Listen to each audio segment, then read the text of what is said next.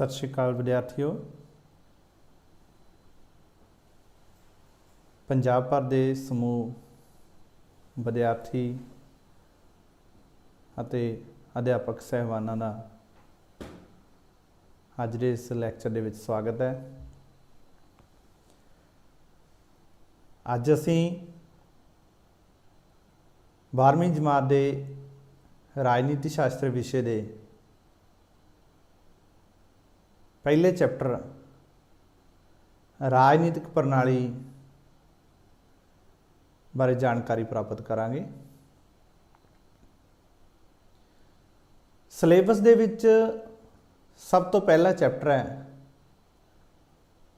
बड़ा ही महत्वपूर्ण है।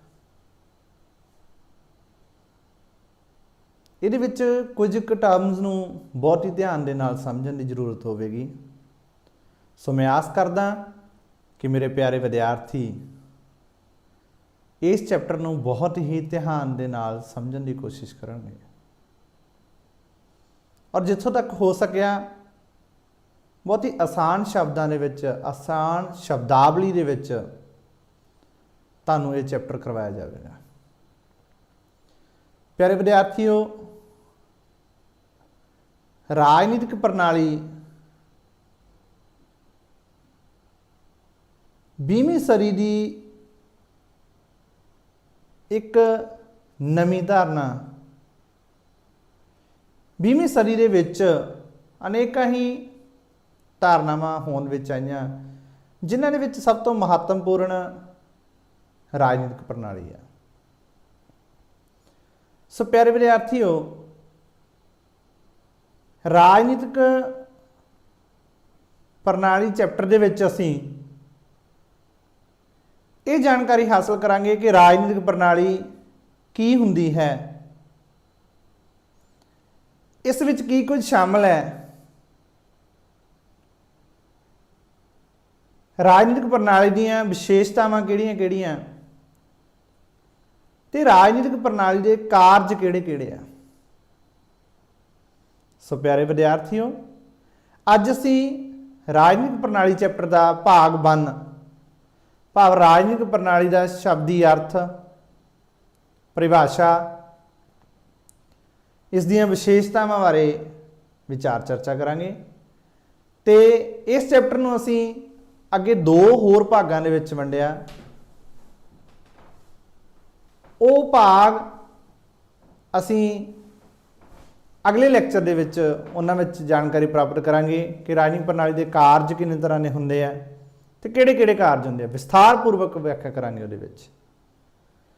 सो प्यारे विद्यार्थियों, जिस तरह मैं दस्सिया कि 20वीं सदी दे विच बहुत सारियां ही विचारधारावां, नवीं विचारधारावां ने जन्म लिया, जिन्हां दे विचों एक राजनीतिक प्रणाली, एक नवीं धारणा जिहड़ी उभर के सामने आई है। सो जे मैं सौखे शब्दां दे विच तुहाडे नाल गल करां तां राजनीतिक प्रणाली राहीं असीं की समझदे हां, राजनीति नूं समझदे हां। राजनीति नूं समझ सकते हैं असीं कि राजनीति की है। सो प्यारे विद्यार्थियों, राजनीतिक प्रणाली शब्द की जिहड़ी शुरुआत आ वो सब तो पहली बार प्रसिद्ध राजनीतिक विज्ञानी डेविड ईस्टन ने की सी। द्वारा राजनीतिक प्रणाली शब्द की जिहड़ी शुरुआत है या शब्द की पहली बार वरतों आ वो प्रसिद्ध राजनीतिक विज्ञानी डेविड ईस्टन ने 1953 दे विच प्रकाशित अपनी पुस्तक द पोलिटिकल सिस्टम दे विच कीती सी। किहड़ी किताब दे विच? द पोलिटिकल सिस्टम, जिहड़ी 1953 दे विच प्रकाशित हुई सी ते किस द्वारा लिखी गई सी? डेविड ईस्टन द्वारा। सो प्यारे विद्यार्थियों, राजनीतिक प्रणाली शब्द की वरतों पहली बार करन दा सेहरा जिहड़ा डेविड ईस्टन दे सिर जांदा, एक प्रसिद्ध राजनीतिक विज्ञानी सी। ये याद रखना। तुहानूं सवाल है जे कि राजनीतिक प्रणाली शब्द की पहली बार वरतों किसने की?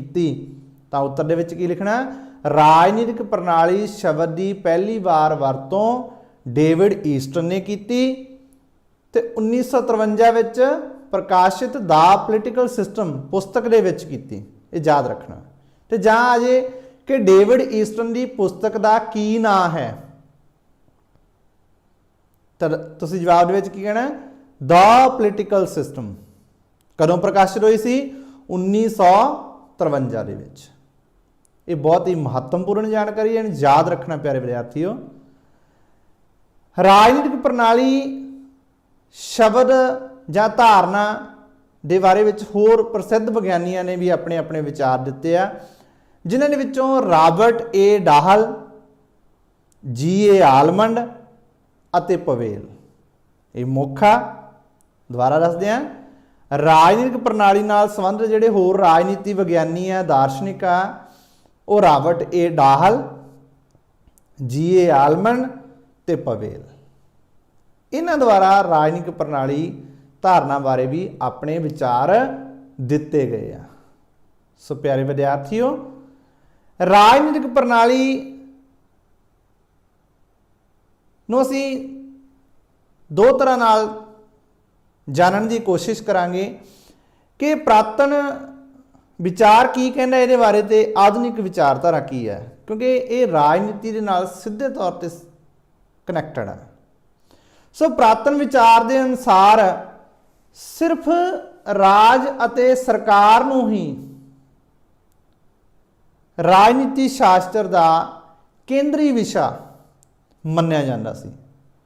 ਸੋ ਰਾਜਨੀਤੀ ਸ਼ਾਸਤਰ ਵਿਸ਼ੇ ਦੇ ਵਿੱਚ ਪ੍ਰਾਤਨ ਵਿਚਾਰ ਦੇ ਅਨੁਸਾਰ ਸਿਰਫ ਰਾਜ ਅਤੇ ਸਰਕਾਰ ਨੂੰ ਹੀ ਕੇਂਦਰੀ ਵਿਸ਼ਾ ਮੰਨਿਆ ਜਾਂਦਾ ਸੀ, ਪਰ ਰਾਜਨੀਤਿਕ ਪ੍ਰਣਾਲੀ ਨੂੰ ਅਜੋਕੇ ਸਮੇਂ ਦੇ ਵਿੱਚ ਰਾਜਨੀਤੀ ਸ਼ਾਸਤਰ ਦਾ ਕੇਂਦਰੀ ਵਿਸ਼ਾ ਮੰਨਿਆ ਜਾਂਦਾ ਹੈ। ਦੁਬਾਰਾ ਫਿਰ, ਪ੍ਰਾਤਨ ਸਮੇਂ ਦੇ ਵਿੱਚ ਰਾਜਨੀਤੀ ਸ਼ਾਸਤਰ ਦਾ ਕੇਂਦਰ ਬਿੰਦੂ ਕਿਸ ਚੀਜ਼ ਨੂੰ ਮੰਨਿਆ ਜਾਂਦਾ ਸੀ? ਰਾਜ ਅਤੇ ਸਰਕਾਰ ਨੂੰ। ਸੋ ਕਿਹੜਾ ਅਧਿਐਨ ਸੀ ਇਹ? ਸੰਸਥਾਤਮਕ। ਕਿਹੜਾ ਅਧਿਐਨ ਸੀ ਪ੍ਰਾਤਨ ਵਿਚਾਰ ਅਨੁਸਾਰ ਰਾਜਨੀਤੀ ਸ਼ਾਸਤਰ? ਸੰਸਥਾਤਮਕ। ਕਿਉਂ? ਕਿਉਂਕਿ ਇਹ ਦੋ ਸੰਸਥਾਵਾਂ ਬਾਰੇ ਹੀ ਸਾਨੂੰ ਜਿਹੜਾ ਜਾਣਕਾਰੀ ਦਿੰਦਾ ਸੀ, ਰਾਜ ਤੇ ਸਰਕਾਰ। ਪਰ ਆਧੁਨਿਕ ਸਮੇਂ ਦੇ ਵਿੱਚ ਰਾਜਨੀਤੀ ਸ਼ਾਸਤਰ ਨੂੰ ਦੇ ਵਿੱਚ ਕੇਂਦਰੀ ਵਿਸ਼ਾ ਰਾਜਨੀਤਿਕ ਪ੍ਰਣਾਲੀ ਨੂੰ ਮੰਨਿਆ ਜਾਂਦਾ। ਇਹ ਇੱਕ ਆਧੁਨਿਕ ਧਾਰਨਾ ਹੈ, ਪ੍ਰੈਕਟੀਕਲ ਨੌਲੇਜ ਹੈ। ਇਹ ਕੀ ਹੈ? ਇੱਕ ਵਿਵਹਾਰਿਕ ਅਧਿਐਨ ਹੈ, ਵਿਵਹਾਰਿਕ ਪ੍ਰੈਕਟੀਕਲ, ਕਿ ਰਾਜਨੀਤਿਕ ਪ੍ਰਣਾਲੀ ਕੰਮ ਕਿਵੇਂ ਕਰਦੀ ਹੈ, ਕਿਵੇਂ ਕਾਨੂੰਨ ਬਣਦੇ ਹਨ, ਕਿਵੇਂ ਲੋਕਾਂ ਦੀਆਂ ਮੰਗਾਂ ਪਹੁੰਚਦੀਆਂ ਹਨ, ਰਾਜਨੀਤਿਕ ਪ੍ਰਣਾਲੀ ਕਿਹੜੇ ਕਿਹੜੇ ਕਾਰਜ ਕਰਦੀ ਹੈ, ਕਿਵੇਂ ਕਰਦੀ ਹੈ, ਕਿਹਨਾਂ ਦੀ ਮੰਗ ਤੇ ਕਰਦੀ ਹੈ। ਇਹ ਸਾਰੀਆਂ ਚੀਜ਼ਾਂ ਪ੍ਰੈਕਟੀਕਲ, ਜੋ ਪ੍ਰੈਕਟੀਕਲ ਰੂਪ ਦੇ ਵਿੱਚ ਹੁੰਦਾ ਹੈ, ਉਸ ਬਾਰੇ ਅਧਿਐਨ ਹੈ ਅਜੋਕੇ ਸਮੇਂ ਦੇ ਵਿੱਚ। ਤੇ ਇਹਦੇ ਵਿੱਚ ਹੀ ਰਾਜ ਤੇ ਸਰਕਾਰ ਸ਼ਾਮਿਲ ਹੋ ਜਾਂਦੇ ਆ, ਇਸ ਪ੍ਰੈਕਟੀਕਲ ਅਧਿਐਨ ਦੇ ਵਿੱਚ, ਵਿਵਹਾਰਿਕ ਅਧਿਐਨ ਦੇ ਵਿੱਚ। ਸੋ ਯਾਦ ਰੱਖਣਾ, ਰਾਜਨੀਤੀ ਸ਼ਾਸਤਰ ਵਿਸ਼ੇ ਦਾ ਕੇਂਦਰੀ ਬਿੰਦੂ ਆਧੁਨਿਕ ਸਮੇਂ 'ਚ, ਅਜੋਕੇ ਸਮੇਂ 'ਚ ਕੀ ਹੈ? ਰਾਜਨੀਤਿਕ ਪ੍ਰਣਾਲੀ। ਇਹ ਯਾਦ ਰੱਖਣਾ ਪਿਆਰੇ ਵਿਦਿਆਰਥੀਓ। ਸੋ ਰਾਜਨੀਤਿਕ ਪ੍ਰਣਾਲੀ ਬਾਰੇ ਦੋ ਹੋਰ ਕਿਤਾਬਾਂ ਬੜੀਆਂ ਮਹੱਤਵਪੂਰਨ ਹੈ, ਇਹਨਾਂ ਬਾਰੇ ਵੀ ਆਮ ਤੌਰ ਤੇ ਸਵਾਲ ਪੁੱਛ ਲਿਆ ਜਾਂਦਾ ਹੈ, ਜਿਨ੍ਹਾਂ ਦੇ ਵਿੱਚ ਵਿਵਹਾਰਵਾਦੀ ਦ੍ਰਿਸ਼ਟੀਕੋਣ ਦਾ ਵਰਣਨ ਕੀਤਾ ਗਿਆ ਹੈ। ਪ੍ਰੈਕਟੀਕਲ ਉਹੀ ਜੋ ਆਪਾਂ ਗੱਲ ਕਰ, ਬਿਹੇਵੀਅਰਲਿਜ਼ਮ। ਕਿਹੜੀਆਂ ਕਿਹੜੀਆਂ ਰਚਨਾਵਾਂ? ਉਹ 1908 ਦੇ ਵਿੱਚ ਗ੍ਰਾਹਮ ਵਾਲਸ, ਇਹ ਵੀ ਇੱਕ ਪ੍ਰਸਿੱਧ ਰਾਜਨੀਤਿਕ ਵਿਗਿਆਨੀ ਹੋਏ ਆ, ਉਹਨਾਂ ਨੇ 1908 ਦੇ ਵਿੱਚ ਆਪਣੀ ਇੱਕ ਪੁਸਤਕ ਹਿਊਮਨ ਨੇਚਰ ਇਨ ਪੋਲਿਟਿਕਸ ਦੀ ਰਚਨਾ ਕੀਤੀ, ਅਤੇ 1908 ਵਿੱਚ ਹੀ ਆਰਥਰ ਵੈਂਟਲੇ ਦੀ ਪੁਸਤਕ ਦਾ ਪ੍ਰੋਸੈਸ ਆਫ ਗਵਰਨਮੈਂਟ। ਯਾਦ ਰੱਖਣਾ ਕਿਹੜੀਆਂ ਕਿਹੜੀਆਂ ਦੋ ਕਿਤਾਬਾਂ? ਗ੍ਰਾਹਮ ਵਾਲਸ ਦੀ ਪੁਸਤਕ ਹਿਊਮਨ ਨੇਚਰ ਇਨ ਪੋਲਿਟਿਕਸ 1908, ਹਿਊਮਨ ਨੇਚਰ ਇਨ ਪੋਲਿਟਿਕਸ ਰਾਜਨੀਤੀ ਵਿੱਚ ਮਨੁੱਖੀ ਸੁਭਾਅ, ਅਤੇ ਆਰਥਰ ਵੈਂਟਲੇ ਦੀ ਪੁਸਤਕ ਜੋ 1908 ਦੇ ਵਿੱਚ ਲਿਖੀ ਗਈ, ਦਾ ਪ੍ਰੋਸੈਸ ਆਫ ਗਵਰਨਮੈਂਟ। ਇਹ ਮਹੱਤਵਪੂਰਨ ਹੈ ਵਿਵਹਾਰਵਾਦੀ ਦ੍ਰਿਸ਼ਟੀਕੋਣ ਦੇ ਨਾਲ ਸੰਬੰਧਿਤ ਆ। ਇਹਨਾਂ ਬਾਰੇ ਵੀ ਸਵਾਲ ਪੁੱਛ ਲਿਆ ਜਾਂਦਾ ਹੈ ਕਿ ਹਿਊਮਨ ਨੇਚਰ ਇਨ ਪੋਲਿਟਿਕਸ, ਰਾਜਨੀਤੀ ਵਿੱਚ ਮਨੁੱਖੀ ਸੁਭਾਅ ਕਿਸ ਦੀ ਰਚਨਾ ਹੈ? ਤਾਂ ਕਿਸ ਦੀ ਰਚਨਾ ਹੈ? Graham Waltz. ਕਿਸ ਦੀ ਰਚਨਾ ਹੈ? Graham Waltz. The process of government ਕਿਸ ਦੀ ਰਚਨਾ ਹੈ? Arthur Bentley. ਆਮ ਹੀ ਇਸ ਚੈਪਟਰ ਦੇ ਵਿੱਚੋਂ ਇਹ ਸਵਾਲ ਪੁੱਛ ਲਿਆ ਜਾਂਦਾ ਹੈ। ਸੋ ਪਿਆਰੇ ਵਿਦਿਆਰਥੀਓ, ਤੁਹਾਡੀ ਇਹ ਪਹਿਲੀ ਯੂਨਿਟ ਦਾ ਪਹਿਲਾ ਚੈਪਟਰ ਹੈ ਤੇ ਇੱਕੋ ਹੀ ਚੈਪਟਰ ਹੈ, ਬੜਾ ਮਹੱਤਵਪੂਰਨ ਚੈਪਟਰ ਹੈ ਪੂਰੀ ਯੂਨਿਟ ਦਾ, ਪੂਰੀ ਯੂਨਿਟ ਨੂੰ ਕਵਰ ਕਰਦਾ ਹੈ। ਸੋ ਇਸ ਦੇ ਵਿੱਚ ਅਸੀਂ ਬੜੀ ਡੂੰਘਾਈ ਦੇ ਨਾਲ ਕੱਲੀ ਕੱਲੀ ਜੋ ਸ਼ਬਦਾਵਲੀ ਆ ਰਹੀ ਹੈ ਉਹਦੇ ਬਾਰੇ ਵਿੱਚ ਅਸੀਂ ਜਾਣਕਾਰੀ ਹਾਸਲ ਕਰਨੀ ਸਾਡੇ ਲਈ ਜ਼ਰੂਰੀ ਹੈ। ਸੋ ਪਿਆਰੇ ਵਿਦਿਆਰਥੀਓ, 3 ਕਿਤਾਬਾਂ ਦੇ ਬਾਰੇ ਹੁਣ ਤੱਕ ਅਸੀਂ ਜਾਣਕਾਰੀ ਪ੍ਰਾਪਤ ਕਰ ਚੁੱਕੇ ਹਾਂ। ਕਿਹੜੀਆਂ ਕਿਹੜੀਆਂ? ਸਭ ਤੋਂ ਪਹਿਲਾਂ ਤਾਂ ਆਈ ਸੀ ਕਿ ਰਾਜਨੀਤਿਕ ਪ੍ਰਣਾਲੀ ਸ਼ਬਦ ਦੀ ਪਹਿਲੀ ਵਾਰ ਵਰਤੋਂ ਕਿਸਨੇ ਕੀਤੀ ਤੇ ਕਿਹੜੀ ਕਿਤਾਬ ਦੇ ਵਿੱਚ ਕੀਤੀ? ਕਿਸਨੇ ਕੀਤੀ ਹੈ? ਡੇਵਿਡ ਈਸਟਨ ਨੇ। ਤੇ ਕਿਹੜੀ ਕਿਤਾਬ ਦੇ ਵਿੱਚ ਕੀਤੀ ਹੈ? ਦਾ ਪੋਲੀਟੀਕਲ ਸਿਸਟਮ। ਯਾਦ ਕਰੋ, ਡੇਵਿਡ ਈਸਟਨ ਨੇ ਆਪਣੀ ਕਿਹੜੀ ਕਿਤਾਬ ਦੇ ਵਿੱਚ ਰਾਜਨੀਤਿਕ ਪ੍ਰਣਾਲੀ ਸ਼ਬਦ ਦੀ ਪਹਿਲੀ ਵਾਰ ਵਰਤੋਂ ਕੀਤੀ ਹੈ? ਕਿਹੜੀ ਕਿਤਾਬ ਦੇ ਵਿੱਚ ਕੀਤੀ ਹੈ? ਦਾ ਪੋਲੀਟੀਕਲ ਸਿਸਟਮ। ਕਿਹੜੀ ਕਿਤਾਬ ਦੇ ਵਿੱਚ? ਦਾ ਪੋਲੀਟੀਕਲ ਸਿਸਟਮ। ਤੇ ਵਿਵਹਾਰਵਾਦੀ ਦ੍ਰਿਸ਼ਟੀਕੋਣ ਨਾਲ ਸੰਬੰਧਿਤ ਕਿਹੜੀਆਂ 2 ਕਿਤਾਬਾਂ? ਹਿਊਮਨ ਨੇਚਰ ਇਨ ਪੋਲਿਟਿਕਸ, ਭਾਵ ਰਾਜਨੀਤੀ ਵਿੱਚ ਮਨੁੱਖੀ ਸੁਭਾਅ, ਕਿਸ ਦੀ ਰਚਨਾ? ਗ੍ਰਾਹਮ ਵਾਲਸ ਦੀ। ਤੇ ਦਾ ਪ੍ਰੋਸੈਸ ਆਫ ਗਵਰਨਮੈਂਟ, ਇਹ ਕਿਸ ਦੀ ਰਚਨਾ ਹੈ? ਆਰਥਰ ਵੈਂਟਲੇ ਦੀ। ਇਹ ਯਾਦ ਰੱਖਣਾ। ਸੋ ਪਿਆਰੇ ਵਿਦਿਆਰਥੀਓ, ਹੁਣ ਅੱਗੇ ਅਸੀਂ ਕਰਾਂਗੇ ਕਿ ਰਾਜਨੀਤਿਕ ਪ੍ਰਣਾਲੀ ਸ਼ਬਦ ਹੈ, ਜੋ ਧਾਰਨਾ ਹੈ, ਜੋ ਉਹਦਾ ਸ਼ਬਦੀ ਅਰਥ ਕੀ ਆ। ਹੁਣ ਦੇਖਣ 'ਚ ਪਤਾ ਲੱਗੀ ਜਾਂਦਾ ਕਿ 2 ਸ਼ਬਦਾਂ ਦੇ ਮੇਲ ਤੋਂ ਬਣਿਆ। ਕਿੰਨੇ ਸ਼ਬਦਾਂ ਦੇ ਮੇਲ ਤੋਂ ਬਣਿਆ? 2 ਸ਼ਬਦਾਂ ਦੇ ਮੇਲ ਤੋਂ ਬਣਿਆ। ਰਾਜਨੀਤਿਕ ਪਲੱਸ ਪ੍ਰਣਾਲੀ। ਕਿਹੜੇ ਕਿਹੜੇ 2 ਸ਼ਬਦਾਂ ਦੇ ਮੇਲ ਤੋਂ ਬਣਿਆ? ਰਾਜਨੀਤਿਕ ਪਲੱਸ ਪ੍ਰਣਾਲੀ। ਸੋ ਸਭ ਤੋਂ ਪਹਿਲਾਂ ਅਸੀਂ ਰਾਜਨੀਤਿਕ ਸ਼ਬਦ ਦਾ ਅਰਥ ਜਾਣਾਂਗੇ ਕਿ ਰਾਜਨੀਤਿਕ ਸ਼ਬਦ ਦੇ ਵਿੱਚ ਕੀ ਕੀ ਕੁਝ ਸ਼ਾਮਲ ਆ, ਕਿਸ ਚੀਜ਼ ਦਾ ਸੂਚਕ ਹੈ ਇਹ ਸ਼ਬਦ। ਸੋ ਰਾਜਨੀਤਿਕ ਸ਼ਬਦ ਦੇ ਵਿੱਚ ਨਿਯਮਿਤ, ਕਾਨੂੰਨੀ ਜਾਂ ਉਚਿਤ ਸਰੀਰਕ ਸ਼ਕਤੀ। ਕਿਹੜੀ ਸਰੀਰਕ ਸ਼ਕਤੀ? ਸਰੀਰਕ ਜਬਰ ਸ਼ਕਤੀ ਦਾ ਵਰਣਨ ਇਹਦੇ ਵਿੱਚ ਸ਼ਾਮਲ ਹੈ। ਇਹ ਆਪਣੇ ਵਿੱਚ ਸਮਾਉਂਦਾ ਇਹ ਸ਼ਬਦ। ਸੋ ਪਿਆਰੇ ਵਿਦਿਆਰਥੀਓ, ਰਾਜਨੀਤਿਕ ਸ਼ਬਦ ਪ੍ਰਣਾਲੀ ਦੇ ਇੱਕ ਵਿਸ਼ੇਸ਼ ਗੁਣ ਦਾ ਪ੍ਰਗਟਾਵਾ ਕਰਦਾ। ਦੁਬਾਰਾ, ਰਾਜਨੀਤਿਕ ਸ਼ਬਦ ਆ ਜਿਹੜਾ ਪ੍ਰਣਾਲੀ ਦੇ ਇੱਕ ਵਿਸ਼ੇਸ਼ ਗੁਣ ਦਾ ਪ੍ਰਗਟਾਵਾ ਕਰਦਾ। ਇਸ ਨੂੰ ਜਿਹੜਾ ਇਹ ਗੁਣ ਆ, ਇਹਨੂੰ ਰਾਜਨੀਤੀ ਸ਼ਾਸਤਰ ਤੇ ਸਾਹਿਤ ਵਿੱਚ ਨਿਯਮਿਤ ਜਾਂ ਕਾਨੂੰਨੀ ਜਾਂ ਉਚਿਤ ਸਰੀਰਕ ਜਬਰ ਸ਼ਕਤੀ ਕਿਹਾ ਜਾਂਦਾ ਹੈ। ਸੋ ਰਾਜਨੀਤਿਕ ਪ੍ਰਣਾਲੀ ਦੇ ਵਿੱਚ ਰਾਜਨੀਤਿਕ ਸ਼ਬਦ ਕਿਸ ਗੱਲ ਦਾ ਸੂਚਕ ਹੈ? ਇੱਥੋਂ ਸਾਨੂੰ ਪਤਾ ਲੱਗਦਾ ਕਿ ਜਿਹੜੀ ਨਿਯਮਿਤ ਜਾਂ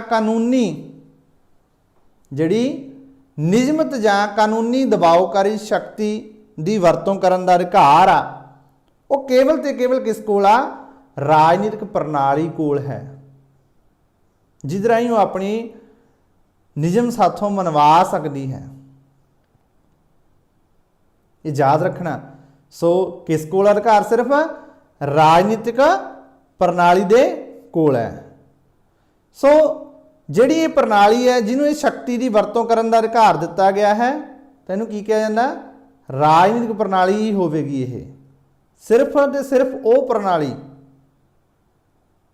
ਜਿਹਦੇ ਕੋਲ ਨਿਯਮਿਤ ਜਾਂ ਕਾਨੂੰਨੀ ਦਬਾਅਕਾਰੀ ਸ਼ਕਤੀ ਦੀ ਵਰਤੋਂ ਕਰਨ ਦਾ ਅਧਿਕਾਰ ਹੈ। ਸੋ ਕਿਹੜੀ ਪ੍ਰਣਾਲੀ ਆ ਉਹ? ਰਾਜਨੀਤਿਕ ਪ੍ਰਣਾਲੀ ਕੋਲ ਆ। ਸੋ ਪਿਆਰੇ ਵਿਦਿਆਰਥੀਓ, ਇਸ ਤੋਂ ਅੱਗੇ ਪ੍ਰਣਾਲੀ ਸ਼ਬਦ ਦਾ ਅਰਥ। ਪ੍ਰਣਾਲੀ ਸ਼ਬਦ ਆ ਜਿਹੜਾ, ਉਹਦੇ ਵਿੱਚ ਬਹੁਤ ਹੀ ਡੂੰਘਾਈ ਦੇ ਵਿੱਚ ਅਸੀਂ ਜਾਣਕਾਰੀ ਪ੍ਰਾਪਤ ਕਰਨੀ ਹੈ ਕਿ ਪ੍ਰਣਾਲੀ ਕੀ ਹੈ, ਸਿਸਟਮ ਕੀ ਹੈ। ਤਾਂ ਸਿਸਟਮ ਤੋਂ ਸਾਨੂੰ ਪਤਾ ਲੱਗਦਾ ਕਿ ਅੰਤਰ ਕਿਰਿਆਵਾਂ ਦਾ ਸਮੂਹ ਹੈ ਜਿਹਦੇ ਅਨੇਕਾਂ ਅੰਗ ਜਾਂ ਭਾਗ ਹੁੰਦੇ ਆ। ਪ੍ਰਣਾਲੀ ਦੇ ਕੀ ਅਨੇਕਾਂ ਅੰਗ ਜਾਂ ਭਾਗ ਹੁੰਦੇ ਆ ਤੇ ਹਰੇਕ ਅੰਗ ਆ ਜਿਹੜਾ ਇਹਦਾ ਇੱਕ ਦੂਜੇ ਤੇ ਨਿਰਭਰ ਕਰਦਾ, ਕਿਉਂਕਿ ਜਦੋਂ ਕੋਈ ਵੀ ਸਿਸਟਮ ਹੁੰਦਾ, ਪੂਰੀ ਪ੍ਰਣਾਲੀ ਹੈ, ਤਾਂ ਉਹ ਇੱਕ ਦੂਜੇ ਤੇ ਨਿਰਭਰ ਹੁੰਦੀ ਹੈ, ਇੱਕ ਦੂਜੇ ਨਾਲ ਉਹਦਾ ਤਾਲਮੇਲ ਹੁੰਦਾ ਅੰਗਾਂ ਦਾ ਉਹਦੇ ਵਿੱਚ, ਤੇ ਇੱਕ ਦੂਜੇ ਤੇ ਨਿਰਭਰ ਕਰਦੇ ਆ। ਤੇ ਜਿਹੜੇ ਅੰਗ ਆ ਉਹ ਆਪਣੀ ਸੀਮਾ ਅੰਦਰ ਰਹਿ ਕੇ, ਅੰਗ ਆ ਜਿਹੜੇ ਆਪਣੀ ਸੀਮਾ ਦੇ ਅੰਦਰ ਰਹਿ ਕੇ ਕੰਮ ਕਰਦੇ ਆ, ਜੋ ਉਹਨਾਂ ਦੀ ਹੱਦ ਹੈ ਉਹਦੇ ਅੰਦਰ ਰਹਿ ਕੇ ਹੀ ਕੰਮ ਕਰਦੇ ਆ ਤੇ ਇੱਕ ਦੂਜੇ ਨੂੰ ਪ੍ਰਭਾਵਿਤ ਵੀ ਕਰਦੇ ਆ।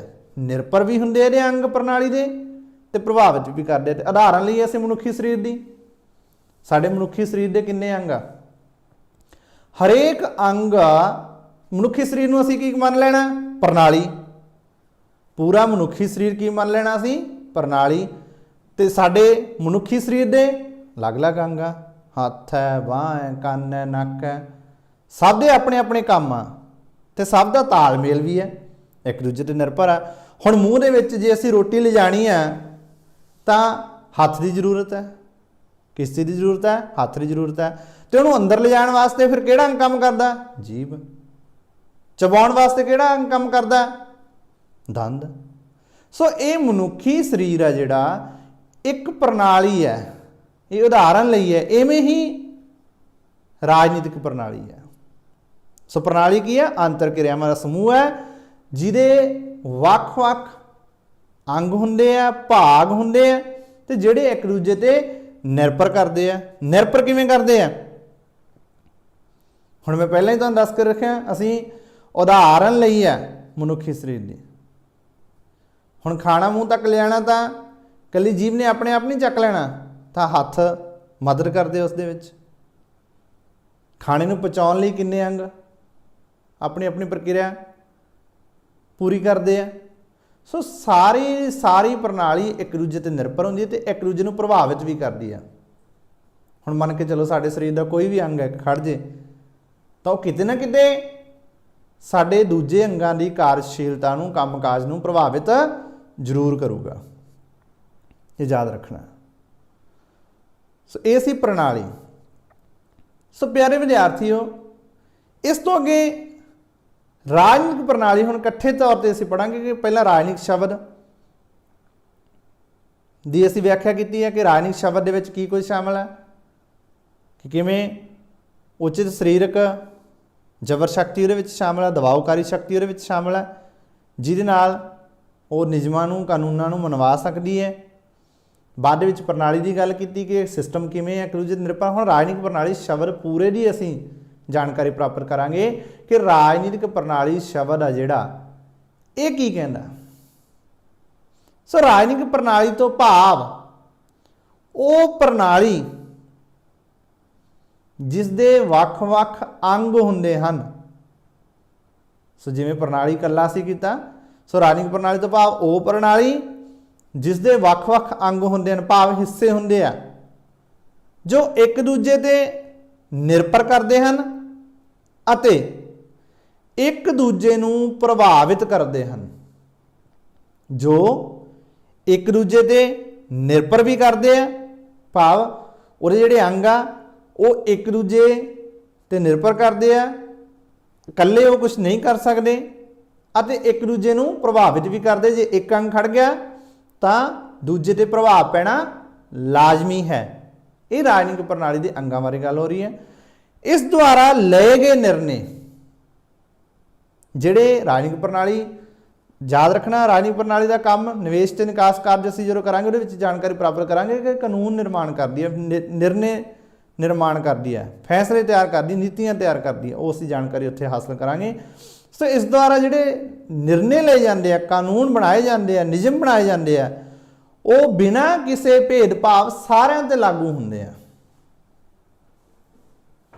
ਨਿਯਮ ਸਾਰਿਆਂ ਤੇ ਲਾਗੂ ਹੁੰਦੇ ਆ।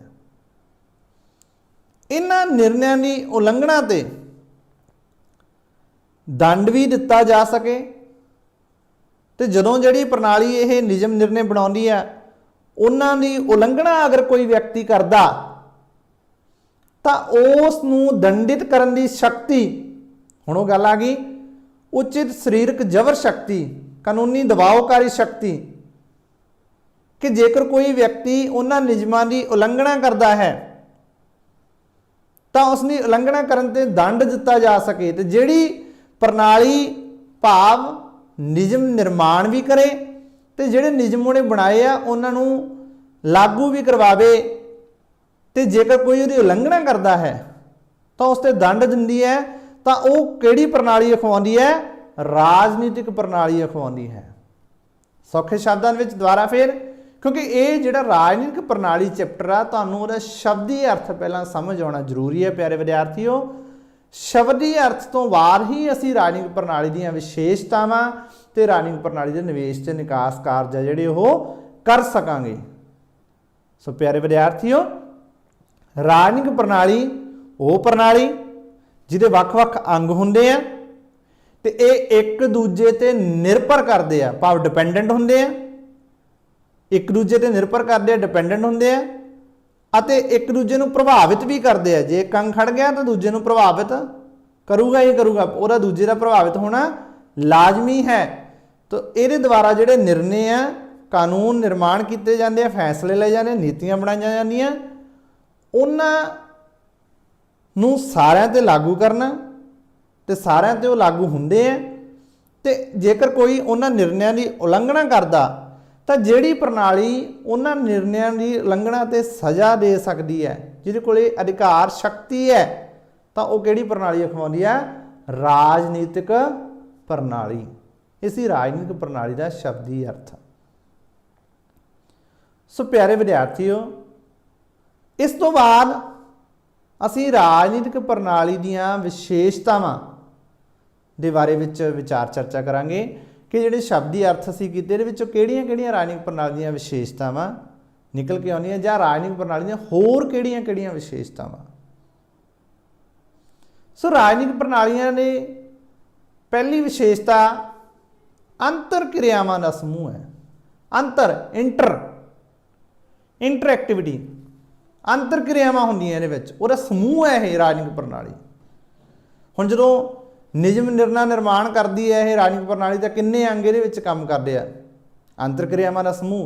हुण जे उही गल उदाहरण फिर दुबारा उही लईए, असीं मनुखी सरीर दी जिहड़ी असीं पहलां लईए तां कि चंगी तरह असीं समझ सकीए कि किन्ने अंग क्रियावां करदे आ ते सारियां इंटरकनैक्टड हुंदियां क्रियावां। हुण असीं पानी दा गिलास चकना तो हत्थ ने चक्किया, पीण वास्ते उहनूं मूँह तक लैके गए, अगे साडी फूड पाइप दे विच गया, ये सारा की है? शरीर दे अंग क्रियावां करदे। ये सारियां ही क्रियावां की है? इंटरकनैक्टड आ, एक तो बाद दूजी हुंदी है, पहलां पहली होनी है फिर दूजी होनी है, इंटरकनैक्टड आ, इन्हां दे विच कनैक्शन आ। सो राजनीतिक प्रणाली दे विच भी इस तरह ही अंतर क्रियावां हुंदियां। सो ये अंतर क्रियावां दा समूह ही है राजनीतिक प्रणाली। इहदे विच आपां अगे जाके व्याख्या करांगे कि जदों आपां कंमां दी गल करनांगे किस तरह किवें काम, किहड़े-किहड़े काम कौन करदा, निकास कारज जिहड़े वो कौन करदा, निवेश कारज किवें हुंदे आ। सो ये सारियां चीज़ां बारे असीं अगे विस्तारपूर्वक अगले भाग दे विच जानकारी प्राप्त करांगे। दूजी विशेषता प्यारे विद्यार्थियों, मनुखी संबंधां दा स्थाई नमूना है। राजनीतिक प्रणाली की है? मनुखी संबंधां दा स्थाई नमूना है। सो राजनीतिक प्रणाली किन्ना ते काम करती है, किहदे वास्ते काम करती है? ह्यूमनस। सो प्यारे विद्यार्थियों, ये मनुखी संबंधां दा स्थाई नमूना, परमानेंट ह्यूमन रिलेशन चलते। इस तो क्या है? तीजी विशेषता कि निरंतर प्रक्रिया। राजनीतिक प्रणाली की है? निरंतर प्रक्रिया है, निरंतर लगातार चलन वाली। निरंतर प्रक्रिया किहड़ी हुंदी है? वो प्रक्रिया जिहड़ी लगातार चलती रहे। सो राजनीतिक प्रणाली निरंतर प्रक्रिया है, ये लगातार चलती रहती है। ਤੁਸੀਂ ਦੇਖੋ ਸਾਡੇ ਦੇਸ਼ ਦੀ ਅਸੀਂ ਜੇ ਗੱਲ ਕਰੀਏ ਤਾਂ ਕੀ ਜਿਹੜੇ ਨਿਯਮ ਨਿਰਮਾਣ ਆ ਜਾਂ ਕਾਨੂੰਨ ਆ ਉਹ ਜਿਹੜੇ ਇੱਕ ਵਾਰੀ ਸੰਵਿਧਾਨ 'ਚ ਬਣਾਤੇ ਕੀ ਉਹ ਇਨਫ ਆ? ਕੀ ਉਹਨਾਂ ਦੇ ਵਿੱਚ ਕਦੇ ਸੋਧ ਨਹੀਂ ਚਾਹੀਦੀ ਜਾਂ ਨਵੇਂ ਕਾਨੂੰਨ ਨਿਯਮ ਨਿਰਮਾਣ ਹੋਰ ਨਹੀਂ ਚਾਹੀਦੇ? ਨਹੀਂ ਚਾਹੀਦੇ ਆ, ਕਿਉਂਕਿ ਸਮਾਂ ਜਿਹੜਾ ਦਿਨ ਬ ਦਿਨ ਬਦਲ ਰਿਹਾ ਹੈ। ਸਮੇਂ ਦੀ ਮੰਗ ਦੇ ਅਨੁਸਾਰ ਰਾਜਨੀਤਿਕ ਪ੍ਰਣਾਲੀ ਕੋਲ ਮੰਗਾਂ ਜਾਂਦੀਆਂ ਤੇ ਰਾਜਨੀਤਿਕ ਪ੍ਰਣਾਲੀ ਉਹਨਾਂ ਮੰਗਾਂ ਤੇ ਕਾਰਜ ਕਰਦੀ ਹੈ ਤੇ ਫਿਰ ਨਿਯਮ ਨਿਰਮਾਣ ਕਰਦੀ ਹੈ। ਸੋ ਨਿਯਮ ਨਿਰਮਾਣ ਦੇ ਵਿੱਚ ਜੇਕਰ ਕੋਈ ਕਮੀ ਰਹਿ ਜਾਂਦੀ ਤਾਂ ਦੁਬਾਰਾ ਫਿਰ ਉਹ ਕਮੀ ਰਾਜਨੀਤਿਕ ਪ੍ਰਣਾਲੀ ਕੋਲ ਜਾਂਦੀ ਹੈ। ਸੋ ਇੱਕ ਇਸ ਤਰ੍ਹਾਂ ਇਹ ਨਿਰੰਤਰ ਪ੍ਰਕਿਰਿਆ ਹੈ, ਲਗਾਤਾਰ ਚੱਲਣ ਵਾਲੀ। ਇਸ ਤੋਂ ਅੱਗੇ ਸਰਵ ਵਿਆਪਕ ਹੈ। ਚੌਥਾ ਪੁਆਇੰਟ ਹੈ ਸਰਵ ਵਿਆਪਕ ਹੈ। ਰਾਜਨੀਤਿਕ ਪ੍ਰਣਾਲੀ ਸਰਵ ਵਿਆਪਕ। ਸਰਵ ਵਿਆਪਕ ਕੀ ਹੁੰਦਾ? ਜਿਹੜੀ ਚੀਜ਼ ਹਰ ਥਾਂ ਮੌਜੂਦ ਹੋਵੇ। ਸਰਵ ਵਿਆਪਕ ਕੀ ਹੁੰਦਾ? ਜਿਹੜੀ ਚੀਜ਼ ਹਰ ਥਾਂ ਮੌਜੂਦ ਹੋਵੇ। ਤੇ ਜਿਹੜੀ ਰਾਜਨੀਤਿਕ ਪ੍ਰਣਾਲੀ ਹੈ ਇਹ ਭਾਵੇਂ ਦੇਸ਼ ਕੋਈ ਵੀ ਹੈ, ਰਾਜਨੀਤਿਕ ਪ੍ਰਣਾਲੀ ਹਰ ਥਾਂ ਮੌਜੂਦ ਆ, ਹਰ ਇੱਕ ਦੇਸ਼ ਦੇ ਵਿੱਚ ਮੌਜੂਦ ਆ। ਕਿਹੜੇ ਦੇਸ਼ 'ਚ ਨਿਯਮਾਂ ਦੀ, ਨਿਰਣਿਆਂ ਦੀ, ਕਾਨੂੰਨਾਂ ਦੀ ਲੋੜ ਨਹੀਂ ਪੈਂਦੀ? ਕਿਹੜੇ ਦੇਸ਼ ਦੇ ਵਿੱਚ ਸਰਕਾਰਾਂ ਫੈਸਲੇ ਨਹੀਂ ਲੈਂਦੀਆਂ, ਲੋਕ ਭਲਾਈ ਲਈ ਕਾਨੂੰਨ ਨਹੀਂ ਬਣਾਉਂਦੀਆਂ? ਹਰ ਥਾਂ ਬਣਾਉਂਦੇ। ਸੋ ਰਾਜਨੀਤਿਕ ਪ੍ਰਣਾਲੀ ਦੀ ਇਹ ਵਿਸ਼ੇਸ਼ਤਾ ਇੱਕ ਸਰਵ ਵਿਆਪਕ ਹੈ, ਸਭ ਥਾਂ ਤੇ ਮੌਜੂਦ ਹੈ ਇਹ। ਇਸ ਤੋਂ ਅੱਗੇ ਹੈ ਉਪ ਪ੍ਰਣਾਲੀਆਂ ਦੀ ਹੋਂਦ। ਅਗਲਾ ਪੁਆਇੰਟ ਕੀ ਹੈ? ਉਪ ਪ੍ਰਣਾਲੀਆਂ ਦੀ ਹੋਂਦ ਹੈ। ਰਾਜਨੀਤਿਕ ਪ੍ਰਣਾਲੀ ਦੇ ਵਿੱਚ ਉਪ ਪ੍ਰਣਾਲੀਆਂ ਵੀ ਸ਼ਾਮਲ ਆ। ਸੋ ਪਿਆਰੇ ਵਿਦਿਆਰਥੀਓ ਇਹ ਯਾਦ ਰੱਖਣਾ, ਰਾਜਨੀਤਿਕ ਪ੍ਰਣਾਲੀ ਦੇ ਵਿੱਚ ਉਪ ਪ੍ਰਣਾਲੀਆਂ ਵੀ ਸ਼ਾਮਲ ਆ ਤੇ ਇਹਦੇ ਵਿੱਚ ਅਨੇਕਾਂ ਉਪ ਪ੍ਰਣਾਲੀਆਂ ਹੁੰਦੀਆਂ ਤੇ ਜਿਨ੍ਹਾਂ ਨੂੰ ਮਿਲ ਕੇ ਰਾਜਨੀਤਿਕ ਪ੍ਰਣਾਲੀ ਬਣਦੀ ਹੈ। ਇਹ ਉਪ ਪ੍ਰਣਾਲੀਆਂ ਇੱਕ ਦੂਜੇ ਤੋਂ ਪ੍ਰਭਾਵਿਤ ਹੁੰਦੀਆਂ ਤੇ ਰਾਜਨੀਤਿਕ ਪ੍ਰਣਾਲੀ ਨੂੰ ਸਮੂਹਿਕ ਤੌਰ ਤੇ ਵੀ ਪ੍ਰਭਾਵਿਤ ਕਰਦੀਆਂ ਹਨ। ਜਿਵੇਂ ਵਿਧਾਨ ਮੰਡਲ, ਕਾਰਜਪਾਲਿਕਾ, ਰਾਜਨੀਤਿਕ ਦਲ, ਦਬਾਓ ਸਮੂਹ ਆਦਿ ਜਿਹੜੇ ਉਹਨਾਂ ਨੂੰ ਉਪ ਪ੍ਰਣਾਲੀਆਂ ਦੇ ਰੂਪ ਦੇ ਵਿੱਚ ਮੰਨਿਆ ਜਾਂਦਾ ਹੈ। ਕਿਹੜੇ ਕਿਹੜੇ? ਵਿਧਾਨ ਮੰਡਲ, ਕਾਰਜਪਾਲਿਕਾ, ਰਾਜਨੀਤਿਕ ਦਲ ਤੇ ਦਬਾਓ ਸਮੂਹ, ਇਹਨੂੰ ਉਪ ਪ੍ਰਣਾਲੀਆਂ ਦੇ ਵਿੱਚ ਮੰਨਿਆ ਜਾਂਦਾ ਹੈ। ਇਹ ਉਪ ਪ੍ਰਣਾਲੀਆਂ ਰਾਜਨੀਤਿਕ ਪ੍ਰਣਾਲੀ ਦਾ ਜ਼ਰੂਰੀ ਅੰਗ ਆ। ਇਹਦੇ ਤੋਂ ਬਿਨਾਂ ਰਾਜਨੀਤਿਕ ਪ੍ਰਣਾਲੀ ਦੀ ਜਿਹੜੀ ਕਾਰਜਸ਼ੀਲਤਾ ਉਹ ਪ੍ਰਭਾਵਿਤ ਹੋਵੇਗੀ, ਕਾਰਜਸ਼ੀਲਤਾ ਸਮੂਹਿਕ ਤੌਰ ਤੇ ਪ੍ਰਭਾਵਿਤ ਹੋਵੇਗੀ। ਇਹ ਯਾਦ ਰੱਖਣਾ, ਕਿਉਂਕਿ ਵਿਧਾਨ ਮੰਡਲ ਕੀ ਕੰਮ ਆ? ਕਾਨੂੰਨ ਬਣਾਉਣ ਦਾ। ਕਾਰਜਪਾਲਿਕਾ ਕਾਨੂੰਨਾਂ ਨੂੰ ਲਾਗੂ ਕਰਨ ਦਾ। ਤੇ ਫਿਰ ਇਹ ਕਾਨੂੰਨਾਂ ਦੀ ਮੰਗ ਵੀ ਤਾਂ ਕਿਸੇ ਨੇ ਰੱਖਣੀ ਹੈ ਕਿ ਸਾਨੂੰ ਇਹ ਕਾਨੂੰਨ ਚਾਹੀਦੇ ਆ, ਸਾਡੇ ਲਈ ਇਹ ਨੀਤੀਆਂ ਦਾ ਨਿਰਮਾਣ ਕੀਤਾ ਜਾਵੇ। ਮੰਗਾਂ ਵੀ ਤਾਂ ਕਿਸੇ ਨੇ ਰੱਖਣੀਆਂ, ਤਾਂ ਕੌਣ ਰੱਖਦਾ? ਦਬਾਓ ਸਮੂਹ, ਰਾਜਨੀਤਿਕ ਦਲ। ਇਹ ਸਾਰੀਆਂ ਹੀ ਜਿਹੜੀਆਂ ਇਕੱਠੇ ਤੌਰ ਤੇ, ਸਮੂਹਿਕ ਤੌਰ ਤੇ ਰਾਜਨੀਤਿਕ ਪ੍ਰਣਾਲੀ ਨੂੰ ਪ੍ਰਭਾਵਿਤ ਕਰਦੀਆਂ। ਸੋ ਪਿਆਰੇ ਵਿਦਿਆਰਥੀਓ ਇਸ ਤੋਂ ਅੱਗੇ ਜਿਹੜਾ ਹੈ ਕਾਨੂੰਨ ਦੀ ਦਬਾਉਕਾਰੀ ਸ਼ਕਤੀ। ਕੀ ਹੈ? ਕਾਨੂੰਨ ਦੀ ਦਬਾਉਕਾਰੀ ਸ਼ਕਤੀ। ਅਸੀਂ ਰਾਜਨੀਤੀ ਸ਼ਬਦ ਦੇ ਵਿੱਚ ਪਹਿਲਾਂ ਇਹਦੀ ਗੱਲ ਕਰਕੇ ਹਟੇ ਹਾਂ ਕਿ ਕਾਨੂੰਨ ਦੀ ਦਬਾਉਕਾਰੀ ਸ਼ਕਤੀ ਹੈ। ਕੀ ਹੈ ਕਾਨੂੰਨ ਦੀ ਦਬਾਉਕਾਰੀ ਸ਼ਕਤੀ? ਸੋ ਪਿਆਰੇ ਵਿਦਿਆਰਥੀ ਜਿਹੜੀ ਰਾਜਨੀਤੀ ਸ਼ਾਸਤਰ ਦਾ ਪਰੰਪਰਾਵਾਦੀ ਵਿਚਾਰ ਸੀ ਉਹਦੇ ਅਨੁਸਾਰ ਕੀ ਮੰਨਿਆ ਜਾਂਦਾ ਸੀ ਕਿ ਪ੍ਰਭੂ ਸੱਤਾ ਕੇਵਲ ਰਾਜ ਦਾ ਲੱਛਣ ਹੈ, ਰਾਜ ਦੀ ਵਿਸ਼ੇਸ਼ਤਾ ਹੈ ਤੇ ਪ੍ਰਭੂ ਸੱਤਾ ਜਿਹੜੀ ਰਾਜ ਤੋਂ ਬਿਨਾਂ ਕਿਸੇ ਵੀ ਦੂਸਰੀ ਸੰਸਥਾ ਦੇ ਕੋਲ ਨਹੀਂ ਹੋ ਸਕਦੀ। ਪਰ ਆਧੁਨਿਕ ਰਾਜਨੀਤਿਕ ਸਿਧਾਂਤ ਦੀ ਮੂਲ ਧਾਰਨਾ ਕੀ ਕਹਿੰਦੀ ਹੈ ਕਿ ਕਾਨੂੰਨ ਦੀ ਦਬਾਅਕਾਰੀ ਸ਼ਕਤੀ ਦਾ ਅਧਿਕਾਰ ਕੇਵਲ ਤੇ ਕੇਵਲ ਰਾਜਨੀਤਿਕ ਪ੍ਰਣਾਲੀ ਕੋਲ ਹੀ ਹੋ ਸਕਦਾ ਹੈ ਤੇ ਕਾਨੂੰਨ ਦੀ ਸਰੀਰਕ ਜ਼ਬਰ ਸ਼ਕਤੀ ਰਾਜ ਦੀ ਪ੍ਰਭੂ ਸੱਤਾ ਦਾ ਹੀ ਕੀ ਹੈ? ਦੂਜਾ ਨਾਂ ਹੈ। ਪਿਆਰੇ ਵਿਦਿਆਰਥੀਓ ਯਾਦ ਰੱਖਣਾ ਕਿ ਕਾਨੂੰਨ ਦੀ ਦਬਾਅਕਾਰੀ ਸ਼ਕਤੀ ਜਾਂ ਸਰੀਰਕ ਜ਼ਬਰ ਸ਼ਕਤੀ ਕੀ ਹੈ? ਰਾਜ ਦੀ ਪ੍ਰਭੂ ਸੱਤਾ ਦਾ ਕੀ ਹੈ? ਦੂਜਾ ਨਾਂ ਹੈ। ਜਿਸ ਤਰ੍ਹਾਂ ਪ੍ਰਭੂ ਸੱਤਾ ਤੋਂ ਬਿਨਾਂ ਤੁਸੀਂ 11ਵੀਂ ਜਮਾਤ ਦੇ ਵਿੱਚ ਪੜ੍ਹਿਆ ਕਿ ਪ੍ਰਭੂ ਸੱਤਾ ਤੋਂ ਬਿਨਾਂ ਰਾਜ ਦੀ ਕਲਪਨਾ ਨਹੀਂ ਕੀਤੀ ਜਾ ਸਕਦੀ।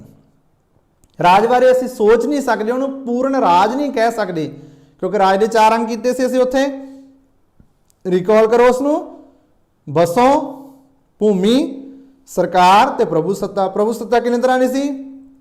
ਦੋ ਤਰ੍ਹਾਂ ਦੀ। ਕਿਹੜੀ ਕਿਹੜੀ? ਅੰਦਰੂਨੀ ਪ੍ਰਭੂ ਸੱਤਾ ਤੇ ਬਾਹਰੀ ਪ੍ਰਭੂ ਸੱਤਾ। ਸੋ ਇੱਥੇ ਗੱਲ ਹੋ ਰਹੀ ਹੈ ਕਿ ਜਿਵੇਂ ਰਾਜ ਦੀ ਕਲਪਨਾ ਪ੍ਰਭੂ ਸੱਤਾ ਤੋਂ ਬਿਨਾਂ ਨਹੀਂ ਹੋ ਸਕਦੀ, ਕਿਉਂਕਿ ਜਿਹੜੇ ਚਾਰੇ ਤੱਤ ਆ ਮਿਲ ਕੇ ਇਹ ਰਾਜ ਨੂੰ ਬਣਾਉਂਦੇ ਆ। ਪੂਰਨ ਰੂਪ ਦੇ ਵਿੱਚ ਰਾਜ ਉਸ ਨੂੰ ਹੀ ਕਿਹਾ ਜਾਂਦਾ ਜਿਹਦੇ ਚਾਰੇ ਤੱਤ ਹੋਣ, ਇਕੱਠੇ ਹੋਣ। ਇੱਕ ਵੀ ਘਟ ਗਿਆ ਤਾਂ ਪੂਰਨ ਰਾਜ ਨਹੀਂ ਹੈ। ਸੋ ਇਸੇ ਤਰ੍ਹਾਂ ਹੀ ਕਾਨੂੰਨ ਦੀ ਦਬਾਅਕਾਰੀ ਸ਼ਕਤੀ ਤੋਂ ਬਿਨਾਂ ਰਾਜਨੀਤਿਕ ਪ੍ਰਣਾਲੀ ਦੀ ਕਲਪਨਾ ਨਹੀਂ ਕੀਤੀ ਜਾ ਸਕਦੀ, ਕਿਉਂਕਿ ਜੇਕਰ ਨਿਯਮ ਬਣਾ ਲਿਆ, ਕੋਈ ਕਾਨੂੰਨ ਬਣਾ ਲਿਆ, ਉਹਨੂੰ ਲਾਗੂ ਕਰਤਾ, ਲਾਗੂ ਕਰਨ ਦੇ ਬਾਅਦ ਅਗਰ ਉਹਦੀ ਕੋਈ ਉਲੰਘਣਾ ਕਰਦਾ ਤਾਂ ਅਸੀਂ ਉਸ ਨੂੰ ਕੋਈ ਸਜ਼ਾ ਹੀ ਨਹੀਂ ਦੇ ਸਕਦੇ। ਉਲੰਘਣਾ ਕਰਨ ਤੇ ਅਸੀਂ ਉਸ ਨੂੰ ਸਜ਼ਾ ਦੇਣ ਦਾ ਅਧਿਕਾਰ ਹੀ ਨਹੀਂ ਰੱਖਦੇ, ਤਾਂ ਕਾਨੂੰਨ ਦੀ ਉਲੰਘਣਾ ਹੁੰਦੀ ਰਹੂਗੀ, ਕਾਨੂੰਨ ਭੰਗ ਹੁੰਦਾ ਰਹੂਗਾ, ਨਿਰਣੇ ਭੰਗ ਹੁੰਦੇ ਰਹਿਣਗੇ, ਉਸ ਫੈਸਲੇ ਨੂੰ ਕਿਸੇ ਨੇ ਨਹੀਂ ਮੰਨਣਾ। ਸੋ ਇਹ ਜ਼ਰੂਰੀ ਹੈ ਕਿ ਕਾਨੂੰਨ ਦੀ ਦਬਾਅਕਾਰੀ ਸ਼ਕਤੀ, ਭਾਵ ਕਿ ਕਾਨੂੰਨ ਦੀ ਦਬਾਅਕਾਰੀ ਸ਼ਕਤੀ ਰਾਜਨੀਤਿਕ ਪ੍ਰਣਾਲੀ ਦੀ ਉਹ ਸ਼ਕਤੀ ਜਿਸ ਦੇ ਰਾਹੀਂ ਕਾਨੂੰਨ ਦੀ ਉਲੰਘਣਾ ਹੋਣ ਤੇ ਕਿਸੇ ਨੂੰ ਦੰਡ ਦਿੱਤਾ ਜਾ ਸਕਦਾ ਹੈ। ਇਹ ਯਾਦ ਰੱਖਣਾ। ਸੋ ਪਿਆਰੇ ਵਿਦਿਆਰਥੀਓ, ਇਸ ਤੋਂ ਅੱਗੇ ਅਨੁਕੂਲਤਾ। ਨੈਕਸਟ ਅਗਲੀ ਵਿਸ਼ੇਸ਼ਤਾ ਕੀ ਹੈ? ਅਨੁਕੂਲਤਾ। ਸੋ ਰਾਜਨੀਤਿਕ ਵਿਵਸਥਾ ਦੇ ਹਾਲਾਤਾਂ ਦੇ ਅਨੁਸਾਰ ਆਪਣੇ ਰੂਪ ਨੂੰ ਤਬਦੀਲ ਕਰਨ ਦੀ ਸਮਰੱਥਾ ਕਹਿ ਸਕਦੇ ਹਾਂ, ਵਿਸ਼ੇਸ਼ਤਾ ਕਹਿ ਸਕਦੇ ਹਾਂ। ਕੀ ਹੁੰਦੀ ਹੈ? ਅਨੁਕੂਲਤਾ। ਅਨੁਕੂਲ ਹੋਣਾ ਕਿਸੇ ਚੀਜ਼ ਦੇ, ਅਸੀਂ ਕਿ ਸਮੇਂ ਦੇ ਅਨੁਸਾਰ ਆਪਣੇ ਆਪ ਨੂੰ ਬਦਲ ਲੈਣਾ, ਜਿਹੋ ਜਿਹਾ ਸਮਾਂ ਉਸ ਤਰ੍ਹਾਂ ਨਾਲ ਬਦਲ ਲੈਣਾ। ਸੋ ਰਾਜਨੀਤਿਕ ਪ੍ਰਣਾਲੀ ਦੀ ਵੀ ਇਹ ਇੱਕ ਖਾਸ ਵਿਸ਼ੇਸ਼ਤਾ ਕਿ ਅਨੁਕੂਲਤਾ। ਸੋ ਪਿਆਰੇ ਵਿਦਿਆਰਥੀਓ, ਇਸ ਤੋਂ ਅੱਗੇ ਰਾਜਨੀਤਿਕ ਪ੍ਰਣਾਲੀ ਦੇ ਢਾਂਚੇ। ਦੋ ਤਰ੍ਹਾਂ ਦੇ ਢਾਂਚੇ ਇਹਦੇ। ਰਾਜਨੀਤਿਕ ਪ੍ਰਣਾਲੀ ਦੇ ਦੋ ਤਰ੍ਹਾਂ ਦੇ ਢਾਂਚੇ ਆ। ਕਿਹੜੇ ਕਿਹੜੇ? ਰਸਮੀ ਅਤੇ ਗੈਰ ਰਸਮੀ। ਸੋ ਰਸਮੀ ਢਾਂਚੇ ਦੇ ਵਿੱਚ ਕੀ ਕੁਝ ਸ਼ਾਮਲ ਹੈ? ਵਿਧਾਨ ਪਾਲਿਕਾ, ਕਾਰਜਪਾਲਿਕਾ, ਨਿਆਂਪਾਲਿਕਾ। ਰਸਮੀ ਢਾਂਚੇ ਦੇ ਵਿੱਚ ਕੀ ਕੁਝ ਸ਼ਾਮਲ ਹੈ? ਵਿਧਾਨ ਪਾਲਿਕਾ, ਕਾਰਜਪਾਲਿਕਾ ਅਤੇ ਨਿਆਂਪਾਲਿਕਾ। ਤੇ ਗੈਰ ਰਸਮੀ ਢਾਂਚੇ ਦੇ ਵਿੱਚ ਕੀ ਕੁਝ ਸ਼ਾਮਲ ਹੈ? ਰਾਜਨੀਤਿਕ ਦਲ, ਦਬਾਓ ਸਮੂਹ, ਹੋਰ ਸੰਗਠਨ, ਜਿਹੜੇ ਕਿਸੇ ਨਾ ਕਿਸੇ ਤਰ੍ਹਾਂ ਰਾਜਨੀਤਿਕ ਪ੍ਰਣਾਲੀ ਨੂੰ ਪ੍ਰਭਾਵਿਤ ਕਰਦੇ ਆ। ਸੋ ਰਸਮੀ ਢਾਂਚੇ ਜਿਹੜੇ ਉਹ ਤਾਂ ਮੇਨ ਹੈ, ਮੁੱਖ ਹੈ।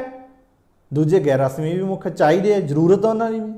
ਰਸਮੀ ਢਾਂਚੇ ਦੇ ਨਾਲ ਨਿਯਮ ਨਿਰਮਾਣ ਕੀਤਾ ਜਾਂਦਾ। ਨਿਯਮ ਨਿਰਮਾਣ ਦੇ ਵਿੱਚ ਇਹ ਭੂਮਿਕਾ ਨਿਭਾਉਂਦੇ ਆ, ਲਾਗੂ ਕਰਨ 'ਚ ਭੂਮਿਕਾ ਨਿਭਾਉਂਦੇ ਆ। ਜੇਕਰ ਕੋਈ ਉਹਦੀ ਉਲੰਘਣਾ ਕਰਦਾ ਤਾਂ ਉਹਨੂੰ ਦੰਡ ਦਿੰਦੇ ਆ। ਹੁਣ ਵਿਧਾਨ ਪਾਲਿਕਾ ਕਰਦੀ ਹੈ, ਕਾਨੂੰਨ ਨਿਰਮਾਣ ਦਾ ਕੰਮ ਕਰਦੀ ਹੈ। ਕਾਰਜਪਾਲਿਕਾ ਕਾਨੂੰਨ ਨੂੰ ਲਾਗੂ ਕਰਨ ਦਾ ਕੰਮ ਕਰਦੀ ਹੈ। ਤੇ ਨਿਆਂਪਾਲਿਕਾ ਕਾਨੂੰਨ ਦੇ ਅਨੁਸਾਰ ਨਿਆਂ ਕਰਦੀ ਹੈ। ਜੇ ਕੋਈ ਕਾਨੂੰਨਾਂ ਦੀ ਉਲੰਘਣਾ ਕਰਦਾ ਤਾਂ ਦੰਡ ਦਿੰਦੀ ਹੈ। ਪਰ ਇਹ ਨਿਯਮ ਨਿਰਣੇ ਨਿਰਮਾਣ ਕਰਨ ਦੇ ਲਈ ਲੋਕ ਆਪਣੀਆਂ ਮੰਗਾਂ ਸਰਕਾਰ ਤੱਕ ਰੱਖਦੇ ਆ। ਉਹ ਕਿੰਨਾ ਰਾਹੀਂ ਰੱਖਦੇ ਆ? ਰਾਜਨੀਤਿਕ ਦਲਾਂ ਦੇ ਰਾਹੀਂ, ਦਬਾਓ ਸਮੂਹਾਂ ਦੇ ਰਾਹੀਂ, ਹਿੱਤ ਸਮੂਹਾਂ ਦੇ ਰਾਹੀਂ ਤੇ ਹੋਰ ਸੰਗਠਨਾਂ ਦੇ ਰਾਹੀਂ। ਜੇਕਰ ਰਾਜਨੀਤਿਕ ਪ੍ਰਣਾਲੀ ਕੋਲ ਮੰਗਾਂ ਹੀ ਨਹੀਂ ਜਾਣਗੀਆਂ ਤਾਂ ਰਾਜਨੀਤਿਕ ਪ੍ਰਣਾਲੀ ਨੂੰ ਉਹ ਆਪਣੇ ਅਨੁਸਾਰ ਕੰਮ ਕਰੇਗੀ, ਕੰਮ ਕਰਦੀ ਰਹੇਗੀ। ਲੇਕਿਨ ਮੁੱਖ ਹੈ ਕਿ ਉਹ ਲੋਕਾਂ ਦੀਆਂ ਮੰਗਾਂ 'ਤੇ ਕੰਮ ਕਰਦੀ ਹੈ, ਜੋ ਸਾਡੀ ਡਿਮਾਂਡ ਹੈ ਉਹਦੇ ਅਨੁਸਾਰ ਕੰਮ ਕਰਦੀ ਹੈ। ਸੋ ਪਿਆਰੇ ਵਿਦਿਆਰਥੀਓ, ਇਹ ਸੀ ਰਾਜਨੀਤਿਕ ਪ੍ਰਣਾਲੀ ਦਾ ਸ਼ਬਦੀ ਅਰਥ ਤੇ ਰਾਜਨੀਤਿਕ ਪ੍ਰਣਾਲੀ ਦੀਆਂ ਵਿਸ਼ੇਸ਼ਤਾਵਾਂ। ਮੈਨੂੰ ਆਸ ਹੈ ਕਿ ਤੁਹਾਨੂੰ ਇਹ ਚੰਗੀ ਤਰ੍ਹਾਂ ਸਮਝ ਆ ਗਿਆ ਹੋਵੇਗਾ। ਇਹ ਸਾਡਾ ਰਾਜਨੀਤਿਕ ਪ੍ਰਣਾਲੀ ਦੇ ਚੈਪਟਰ ਦਾ ਭਾਗ ਪਹਿਲਾ ਸੀ। ਭਾਗ ਦੂਜਾ ਲੈ ਕੇ ਅਸੀਂ ਜਲਦ ਹੀ ਹਾਜ਼ਰ ਹੋਵਾਂਗੇ। ਤਦ ਤੱਕ ਸਭ ਨੂੰ ਪਿਆਰ ਭਰੀ ਸਤਿ ਸ਼੍ਰੀ ਅਕਾਲ।